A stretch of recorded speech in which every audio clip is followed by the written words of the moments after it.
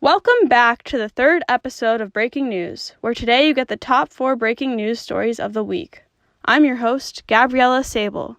Today's topics include Ketanji Brown-Jackson being sworn in as an Associate Supreme Court Justice, the Supreme Court limiting the power of the EPA, a trans skateboarder competing against 13-year-old girls, and Ghislaine Maxwell sentenced to 20 years in prison.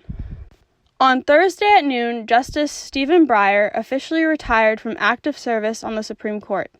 Ketanji Brown-Jackson took his place after being nominated in February and was confirmed on April 7, 2022. After being sworn in on Thursday, she became the 104th Associate Justice to the court.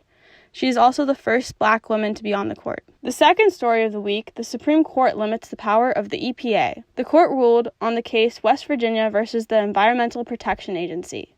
In a 6-3 decision, the court ruled that the EPA exceeded its authority granted by Congress under the Clear Air Act in issuing limits on greenhouse gas emissions from power plants. This came as a blow to President Biden's climate change agenda. Richie Trace, 29, won first prize in the board skateboard competition in New York City, beating out a 13-year-old for first place. Trace decided she was transgender 2 years ago and has been taking hormone treatments, but has not had any surgical alterations. Trace said she doesn't think she has an advantage over the girls she beat in the competition, despite being over double their age.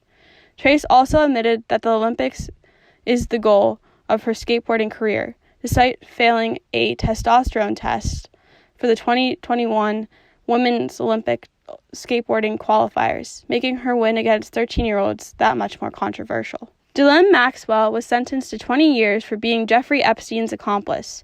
3 years ago, billionaire Jeffrey Epstein was imprisoned for being a sex trafficker and serial sex abuser of minors.